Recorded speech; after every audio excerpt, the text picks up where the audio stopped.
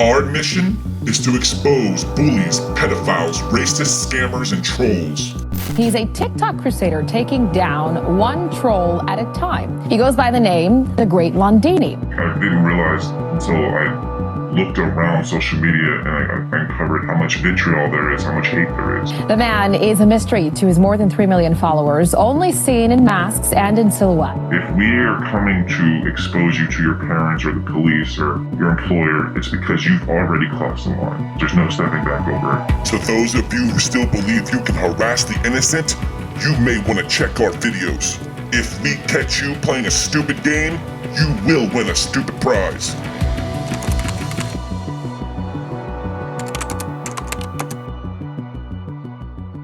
I'm Leo.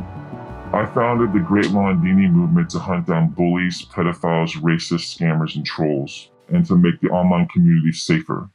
Internet trolls or keyboard warriors have long been a problem on social media, but a former Marine on TikTok is determined to be their worst nightmare. The Great Londini says he can expose the identity of almost any cyberbully.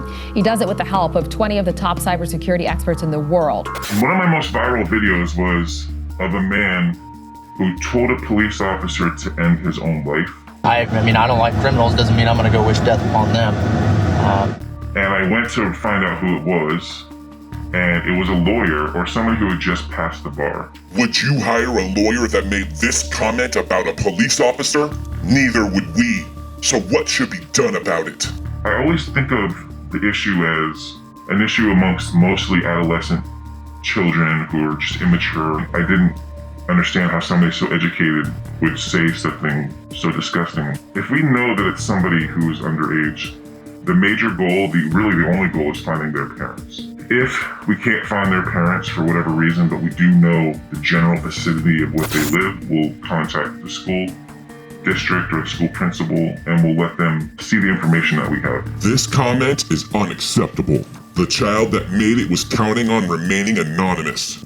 But not with us around. We emailed his parents and school principal. We do know that some children have been expelled from the school because of some of the things they've said and done online. About 40% of the time we'll get a response back.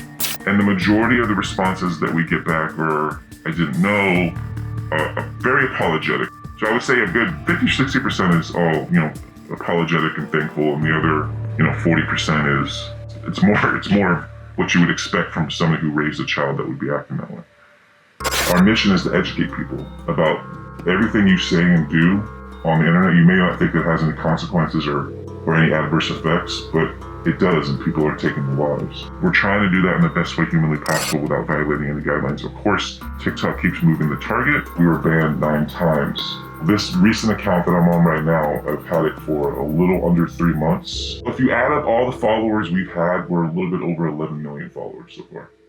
The event that got me involved with what I'm doing is in 2020, I had a friend call me and told me that his son, who was autistic, took his own life as a result of being cyberbullied. The last message he received was about 45 minutes before he took his life. He asked me how hard would it be to find the people that were harassing my son. So I went online, I looked at the accounts, I got the phone, I looked at all the messages, and I was able to track down, I believe, about 7 different individuals. And it turned out that those individuals did go to his school.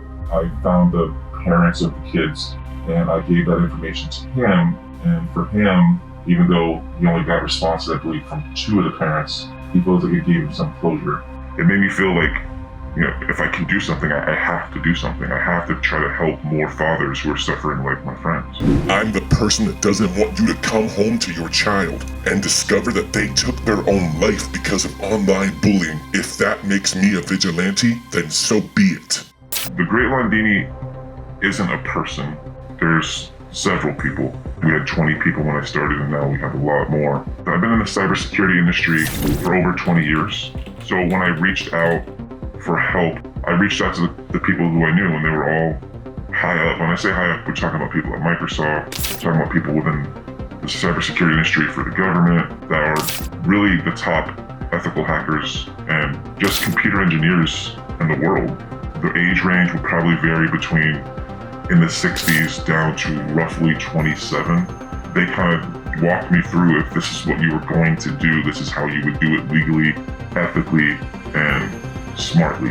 When we track somebody down who's committing a crime or harassing somebody online, it's mostly information they published about themselves. For the most part, it's just simply opening up their profile, looking to see who they're following, looking at their Instagram. So it's just a simple online search a lot of the time. We have on our website a list of rules that we ask people to follow. The core tenets are don't bully the bullies, never dox, and never harass, right?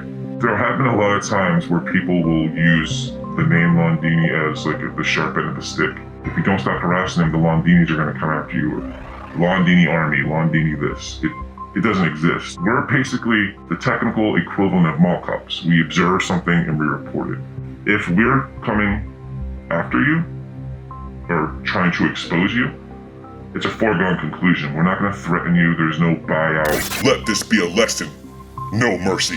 That I know of, 2 people have been fired. If it's a crime and we can figure out who that person is, we will make an anonymous tip through the police department's tip line and let them have all the information that we have, how we came to that information, and then let the police take it from there. But at the end of the day, our only goal is to get the information into the hands of the people who need it. We have a video of a veteran who somebody asked him to take their own life, and obviously the video was devastating to me. And for me, everything in my body was like, no, let's make this guy a public example of if you ever do this, harm's gonna come your way. But at the end of the day, we can't, right? But even though I wouldn't do that, I did do a video and I said, listen, we know who you are. And I did know who he was because I actually talked to the veteran.